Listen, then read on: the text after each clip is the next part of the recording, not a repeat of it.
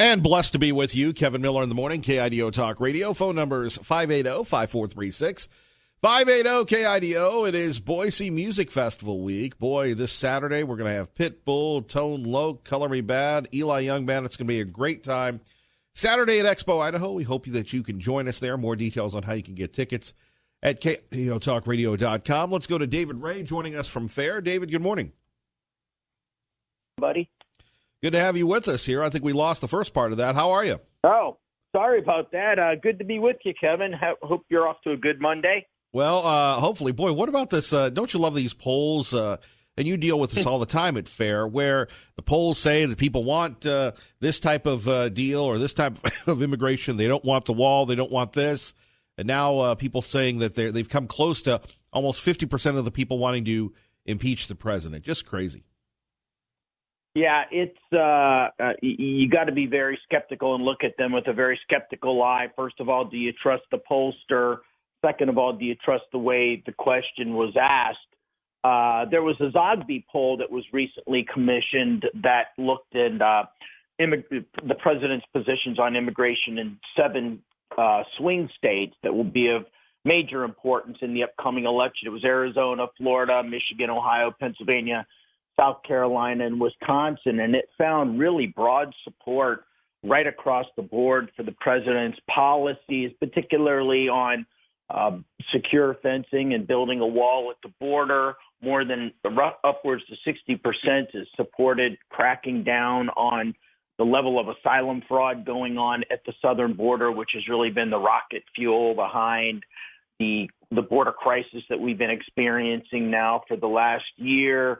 A more majority support a pivot towards merit-based immigration, which would be a major improvement for U.S. immigration policy, something that would mirror Canada and Australia's approach. And although this wasn't part of the president's policy, the question was asked about mandatory E-Verify, which is the web-based system that would help employers ensure that a new employee was actually somebody who could legally hold a job in the U.S. It would really crack down on the draw factor that brings people into the country because it would lock illegal aliens out of the workforce. Well, when we take a look at this, David, let's talk a little bit about the Canadian system versus our system.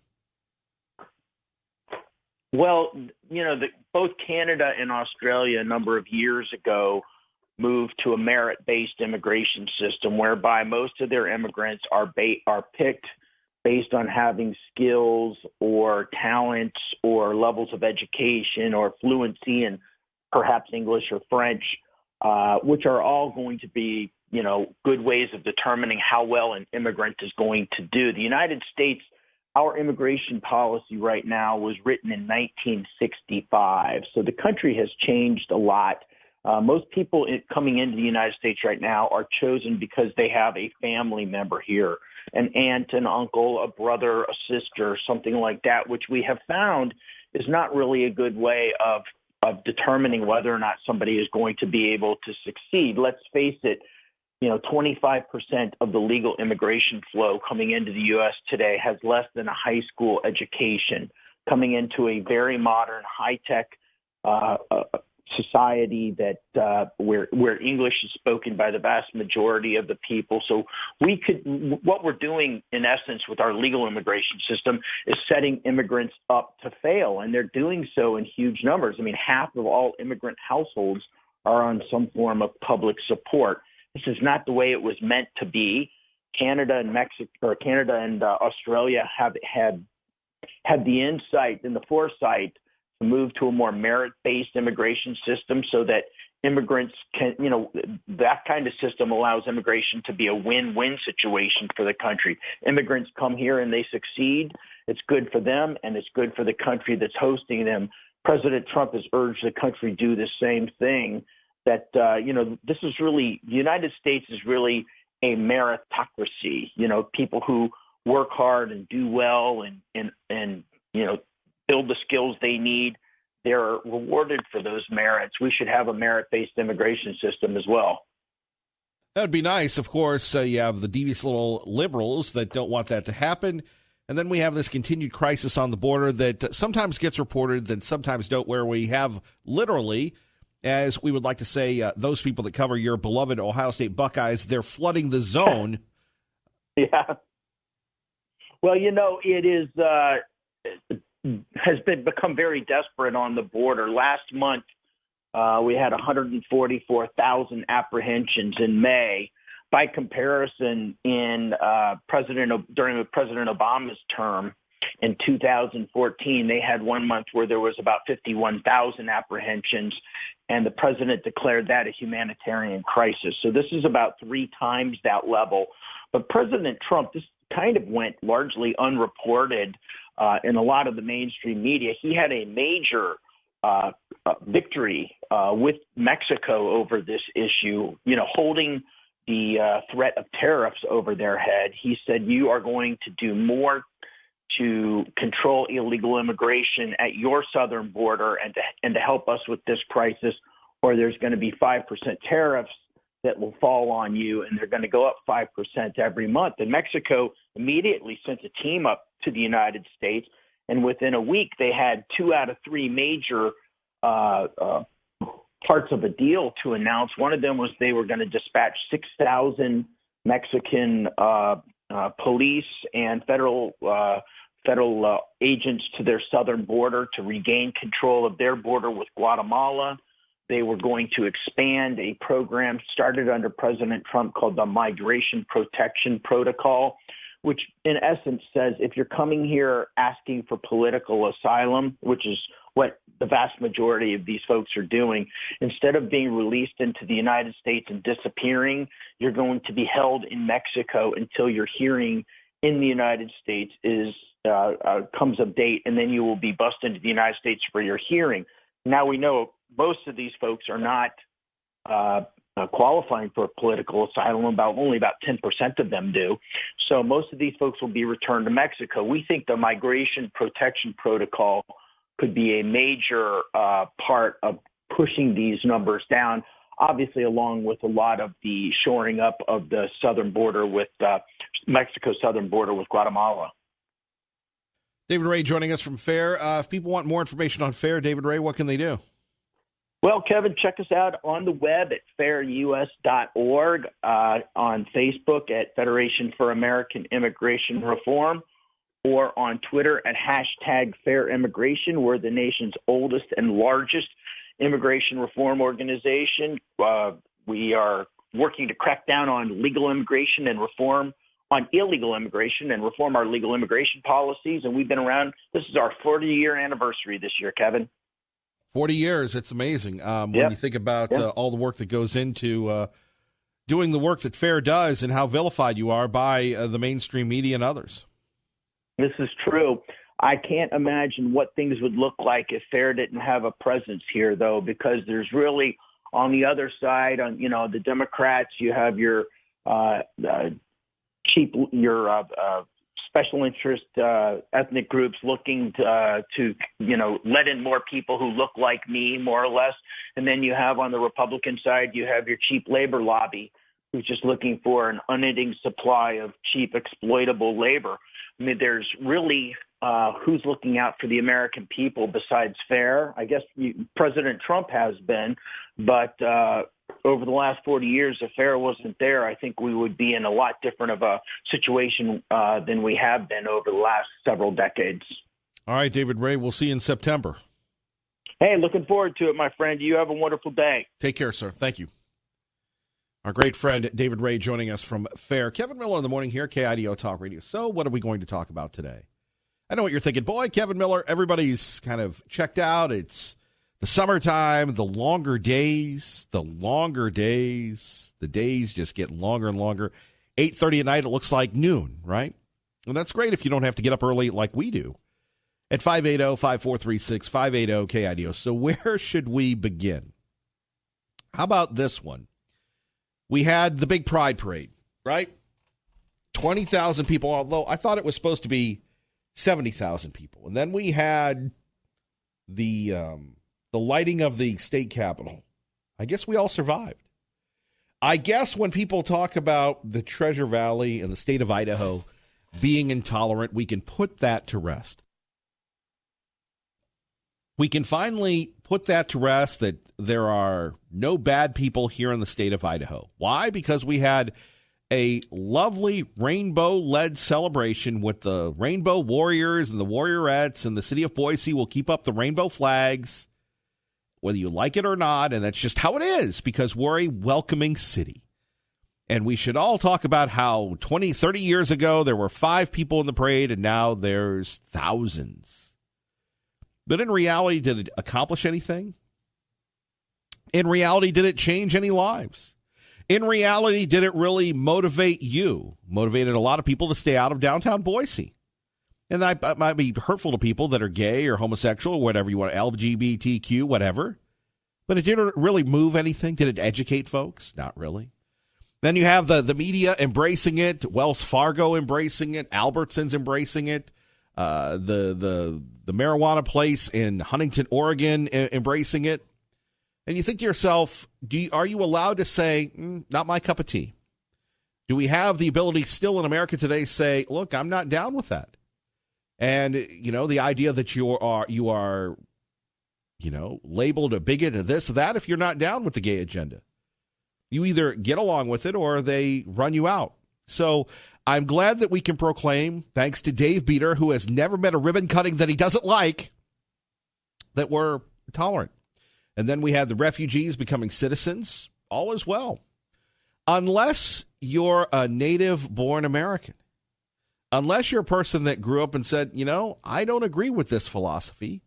I don't agree with people coming in and getting free stuff. I have to work for everything. Where is the city of Boise when it comes to people that pay taxes day in and day out? Really, where is the state of Idaho? Because we've got the governor signing wine labels and a new Albertsons.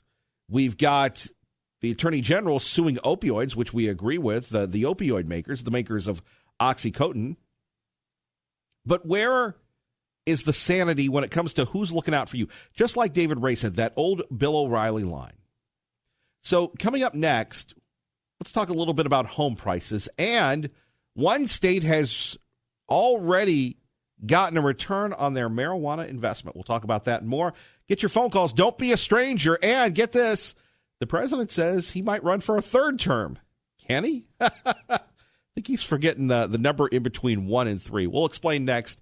Love to hear from you. Join the conversation now. 580-5436. 580-KIDO. Kevin Miller, KIDO Talk Radio. Blessed to be with you. Kevin Miller in the morning, KIDO Talk Radio. Phone numbers 580-5436.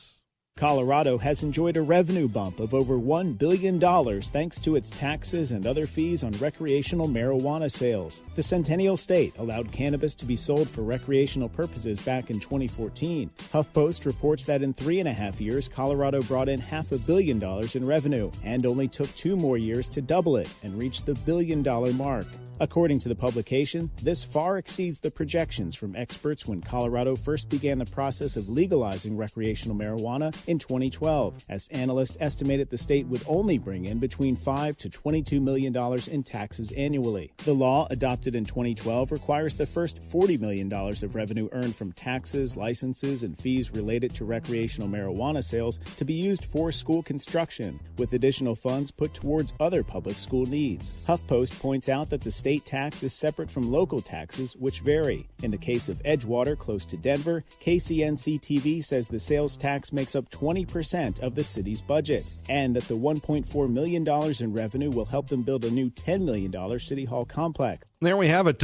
See, who says that revenue sales of marijuana can't be a good thing, right? Who says that selling the dope on the streets can't be a good thing? It's a harmless crime. Let's legalize marijuana in Idaho. It's a good thing. Look at what it's doing, $1 billion. Of course, there are some things they're not telling you. We'll tell you about that next. First, KIDO Talk Radio time is 6:23. Traffic and weather together. Let's get you to work safely and on time. Good morning, Dave. So here we have it in the state of Colorado. Everything is great, wonderful, and exciting. They've raised $1 billion in weed sales. Now, you don't have to be from Huntington, Oregon, or Ontario, Oregon, or any of the other places in Oregon to say that this is a good thing. Over the weekend, I was looking at the social media, And by the way, if you're looking to thank your dad and want to know what a real dad is, a great blog at KIDOTalkRadio.com. If you have the KIDO Talk Radio app, I blasted it out on Saturday. Just a real thank you to dads. And we always want to acknowledge great parents and parents that try, right? Moms and dads, thank you, and granddads and grandmas, God bless you. So back to, and I don't think there are a lot of granddads or dads or whomever that are down with this legalization of weed that are responsible, in my opinion. So I'm looking at some of the ads going back and forth on the Facebook, and somebody says, a good guy I've met a few times. His name is Mark, and he says that. Mark says, that's why I don't listen to Kevin Miller anymore, because Kevin Miller says, he wants to determine what you put in your body. No? And I'm sorry that Mark doesn't listen anymore. But the truth of the matter is that all we hear is the pro-pot propaganda. We don't hear the other side of the story. We don't hear what's happening with people when they're ill or sick, or the amount of strain it puts on the emergency workers. What was it? Nevada now says that you can't fire people, or you cannot not hire someone who smokes weed, right? Except if you're in a responsible position, like that of a truck driver, like that of an EMT, like that of somebody else, right? Employers should have the ability that if they don't agree with the drug policy of a state, not to hire someone. But all we're hearing is the good news. All we're hearing is, hey, this is a good thing, and see how much money we're missing out here in Idaho. That's why I support Governor Little. When Governor Little said, if you elected me to sell the dope on the streets, no. And just from a children's rights point of view, in other words, kids, how can we make drugs accessible to kids when we know the impact that it has on them? When we talk about marijuana and the stuff they put in marijuana, no one knows, right? You've got pesticides and everything else. But in the state of Colorado, it's all good. $1 billion. And we're going to hear this all the time about how this state is missing out. So 2 things to discuss very early on this Monday morning. Number one, hooray, we're a tolerant city. Hooray, we had the big pride thing. And have you noticed that you're not allowed to criticize how the city of Boise rolls out the red carpet for the pride people? How the city of Boise just turns itself over, and there we have Mayor Ribbon Cutter, who may not be the mayor for much longer, talking, making a proclamation, making there's never a bike lane or a ribbon cutting that Mayor Beater doesn't like. He's a nice man, but look, we can agree to disagree. That's not really getting personal. He just likes to cut ribbons. And we have all this going on. You ever think, well, what happens if you say, I don't really agree with that?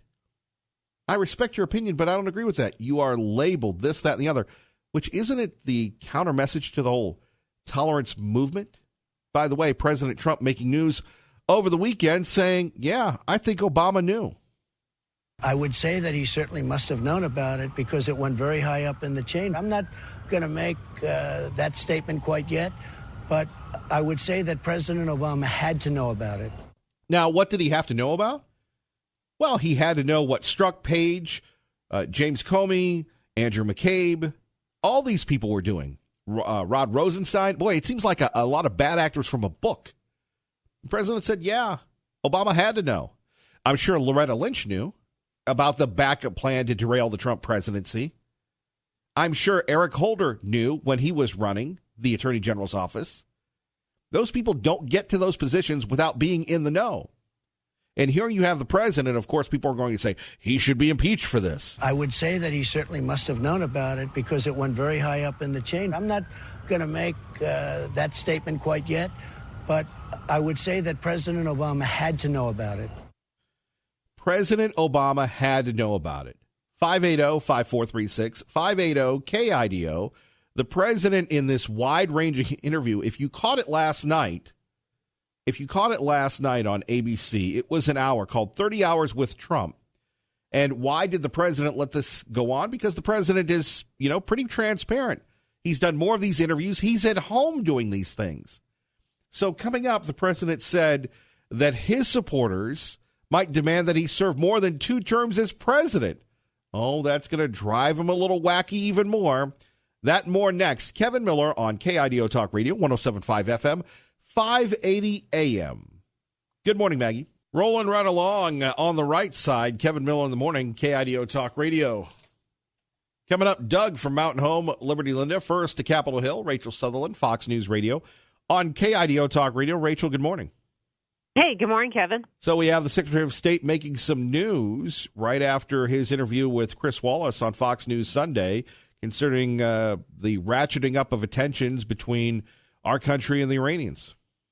That's right. The Secretary of State Mike Pompeo was telling Fox News Sunday that really the Trump administration is not ruling out military action when it comes to Iran. But he's saying that the president doesn't want to go to war. And this all comes as we're hearing this morning that Iran is getting ready to break uranium stockpile limits that were part of the Obama-era nuclear deal. They say they need it for a reactor in Tehran. So this is taking tensions to a new level. There are other countries that are still in the Iran nuclear deal, so it's a bit complicated in how allies might respond to any kind of potential conflict with Iran. Boy, you wonder, and you heard the Secretary of State saying, we don't want war, but we're going to give you some evidence that the world needs to see about what's really happening. Of course, it goes back to that tanker last week as well. Absolutely. There was an attack on a couple of tankers near the Strait of Hormuz, and the Pentagon released footage that they say shows Iran Revolutionary Guards trying to get a undetonated mine off of that tanker. Iran says they didn't do it, and in fact are coining kind of a new phrase saying that the U.S. is waging an Iran-phobic campaign against them. It is true that sanctions are in place, not only on Iran, but on countries that might buy oil from Iran. It is their very most important source of revenue, so they've got to be hurting by now. But they're responding, the White House says, with aggression, and they don't really seem to be in the mood for negotiating right now.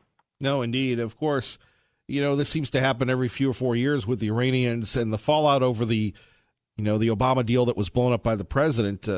What should we be looking out for this week? Will Congress be taking this up? I think Congress is keeping an eye on it, and some have weighed in already. Senate Majority Leader Mitch McConnell, he was on Fox and Friends this morning saying, look, the president really doesn't want to go to war, but he backs the president in this maximum pressure campaign. A lot of the more hawkish Republicans certainly do. Others, maybe like Senator Rand Paul, are more likely to want to stay out of these kinds of issues and would favor sanctions. But I think the administration is just keeping an eye on it and seeing what Iran is going to be up to. And we already do have, I believe, a couple of aircraft carriers in that region. So definitely we're poised and ready if anything were to happen. But again, Pompeo stressing we don't want war with Iran. Also, I believe over the weekend, we talked about the allies in the region being more involved as well, right? Well, there are some allies in the region that could be involved. Certainly Saudi Arabia could do something with Iran to try to put some pressure on. The president of Japan was talking about maybe being a go-between and trying to negotiate there. I don't know if there's any back-channel communications going on, but keep in mind a lot of these European nations are still in the Iran nuclear deal. When the president met with outgoing Prime Minister Theresa May during that state visit, she made it clear that she wants the UK to remain in the nuclear deal. So that makes it a little more complicated. It's not immediately clear how they'd react if there's some kind of a military conflict. Rachel Sutherland, poised and ready to go as always. Thanks, Kevin. Thank you, ma'am. We sure appreciate her. Let's get to Doug in Mountain Home. Doug, good morning. You're on KIDO Talk Radio. Good morning, Kevin. You keep beating this drum on this pot, man. I love it. Don't ever give up on it, Kevin. Thank you for doing it. They don't ever talk about the crime, do they? No. No. It's always everything. It's the miracle thing, man, to bring in the tax revenue. Yeah, right. If you'd have told me this country was going like this 25 years ago, 40 years ago, whatever, I'd have looked you in the eye and said, you're an idiot. I don't know. But you just keep beating the drum, man. And we got the best president this country is probably ever going to see. And he's never had no help, maybe a little bit from a few Republicans and the people around him. I sure hate seeing Sarah Sanders leave. I wonder who he's going to take her place. Have you heard anything? Not yet, no. Yeah, me neither. Yeah, I don't know why people think they got to smoke that crap. I'm out right now just driving around looking at what God has created. There's antelope does all over out here that's got fawns. It's pretty neat watching them. So shows you what's important, isn't it? Doesn't it? What's that? Shows you what's important, Doug. Yeah, exactly. And what's important is you keep beating the drum on this thing, because I'm the same way with you. And I'm with Trump about, like last week I was listening to your radio and people were saying, the Republicans saying they wish he'd just shut up. Not me. I love when he just gives them the rebuttal. They can't stand it. They can't stand the truth. All they can push out is lies, Kevin. Right. And the longer you tell a lie, God says so, the more the people are finally going to believe it. And he's the truth. He's been saying the truth. It came out, and they can't stand it, period. So I'll let it go at that. Thank you. Happy Father's Day if you are a father. So God bless. See you later. Thank you, Doug. Take care. Yep, bye. 580-5436, 580-KIDO. Liberty Linda joining us now. Good morning. Good morning, Kevin. I've heard that if we do go to war with Iran, that they have sleeper cells all over throughout the United States. This is what I'm hearing. So right. I don't know if that's true. We hope it isn't, and I hope we don't have to go to war with them. So that's what I feel about that, Kevin. And, I've always heard that we would have people running around in the news, when I was a little girl. Well, it's here. Would you care to go for a bicycle ride, Kevin? What are you talking about? I'm talking about the nudes riding in on their bicycles in the nude. People are in their riding bikes naked? Yeah, it was all over the news. It showed them nude, but of course they covered certain places that they were going out and they were upset about different things, riding on their bicycles in the nude. What state? Where? It was on the news. I don't know. I was watching it. No. What's in Idaho? No, I don't think it was Idaho. Well, there you have it. It probably was in Washington or Oregon or California, and they had one lady on talking about it that had been in it. And, they're all so proud that they're doing it, and I'm here. I heard that when I was a young girl, and it's here. Who would ever think such a thing could even happen here in the United States? Anyway, so I don't think I want to go for a bicycle ride today. Right. It's crazy. I just hope that the city of Boise supports the 4th of July parade as much as they support the gay parade. And I will say this because I know firsthand that the city of Boise gives the people that run the 4th of July parade a hard time. So we'll see what happens. Yeah, hopefully we won't have any more of that. We have families, we have children, we don't need that in the streets here in the United States, And then also, Democrats call us a democracy. And Republicans get it right if they call us a republic. The Democrats don't even know that our founding fathers gave us a republic. I wish that someone would tell them about it. How about that? That would be great. Yeah, that's what I think. Anyway, and so anyway, as a young girl, I heard that, drugs were a bad thing, and it was like hidden away. We never really heard anything about it. But today it's all out in the open. And, they want to have drugs everywhere. And so, I'm just basically commenting on the crazy world we live in today, things that we heard about as children growing up, And today it's out there, even on our televisions, so we're living in a crazy world. We are. And anyway, that's why I'm so thankful for your show every morning that has Common Sense. Common Sense, Kevin Miller. God bless Liberty Linda. Liberal Steve joins us now. Kevin Miller, KIDO Talk Radio. And Paul reaches us on the Kevin Miller Show Facebook. So, Kevin Miller, if I want to have a Christian Proud Day, is that allowed in the city of Boise? Good question. Joining us now, Liberal Steve. Sorry about that. I hit the wrong button. My apologies, sir. As long as you're not hitting my button. Don't bogart that joint, Colorado. Ship it up to Idaho. And what's with Iran? But I've got 3 things to say about that, or 4. Beware of the military-industrial complex. Bay of Tonkin started Vietnam. Weapons of mass destruction started Iraq.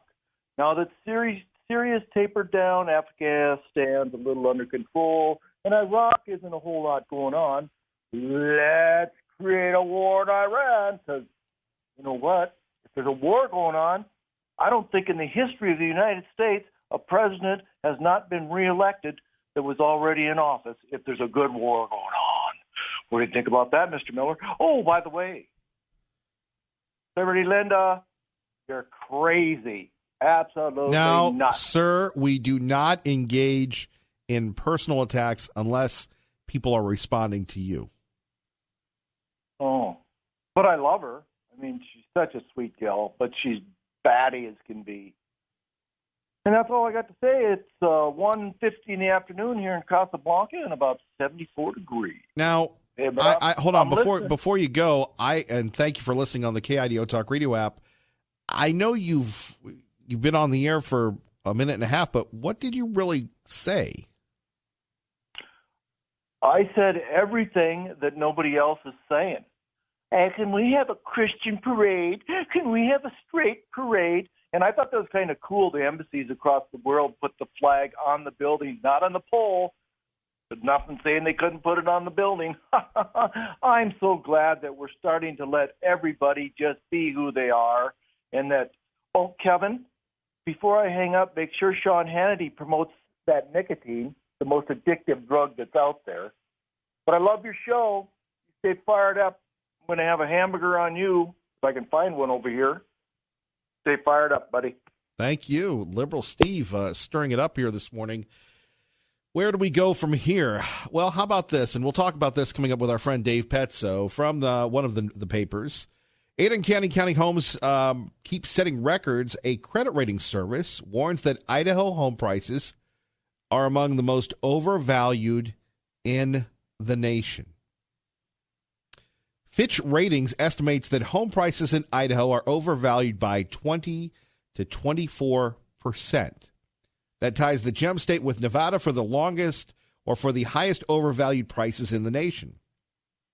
Quote, the combination of above average home growth and below average income growth causes us to be concerned that home price growth isn't sustainable and now is increasingly vulnerable to a sharp slowdown or price correction. Gee, do you think?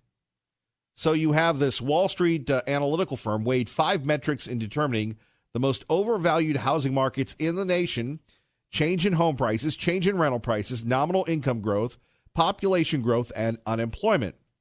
Last year, home prices jumped 16% in the Boise area, far higher than the 3.7 increase in incomes. And then it goes on and on and on. As we've said before, we can have our elected officials hold press conferences and address the opioid crisis, and their personal television stations, Channel 6 and 9, can have these exclusive interviews with the governor. And the governor's a great guy. Apparently, because his former press secretary used to work there, that appears to be the in for them, which is great. And you can have all these announcements, but the real issues are being ignored. Growth, and more growth. And what to do about it. Now, for me personally, I've said this before. We're running a little zip zap or zim with you where I'm saying let's stop the growth. We don't need any more growth. Well, Kevin, that's great. You've got your house. Kevin, you've got your apartment. This is not good for the environment. I was talking to a young man just recently, and he said to me, you know, Kevin Miller, I've got the Idaho dream. I'm doing wonderful things.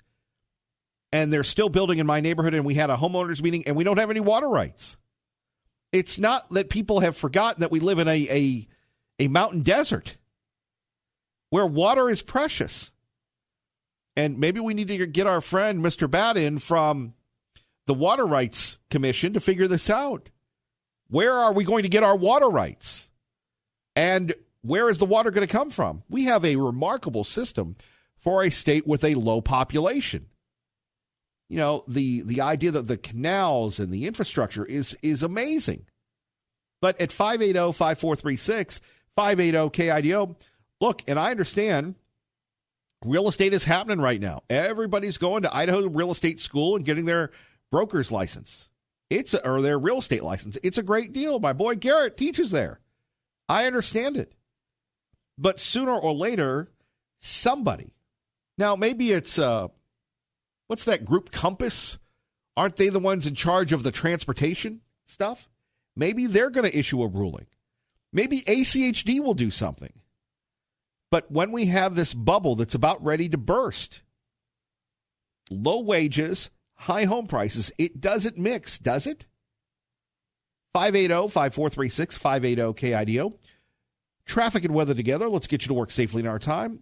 Our time is 6:57 with Kevin Miller in the morning. Good morning, Dave. And coming up next, Dave Petzel will join us. So we're going to talk housing prices. We're going to talk about the state of Colorado getting $1 billion in revenue. Of course, is that net, or is that, again, gross? I'm sure it's just gross, but you're talking about the idea of more traffic accidents. You're looking at the number of fatalities, people going into rehab, all sorts of things. So we'll get that information from Dave Petzo, and we'll talk home prices as well coming up next hour. You don't want to miss that, how that impacts your retirement, your credit card ratings, your credit card interest rates, all that coming up next hour. Before that, though, President Trump. By the way, big event coming up. The president going to announce his reelection campaign. Very early to do that, but he's got everybody ready to go, cheering and that sort of thing. So President Trump floated the idea of staying in office longer than 2 terms, suggesting in a tweet that people might demand that I stay a little longer. Now, you look at the president in these interviews. He enjoys being out with the folks. I can't see the president trying to continue on. If President Obama tried to do that, we'd all go crazy. It's 2 terms and you're done. What the president is doing, he doesn't want to overturn the 22nd Amendment to the Constitution. Fear not, he doesn't want to do that. That limits the president to 2 terms. He's just having a little fun. That's all it is. He's just having a little fun and giving Nancy something to think about so early in the morning. Hey, we really appreciate you joining us this morning. Please stay with us. Kevin Miller, KIDO.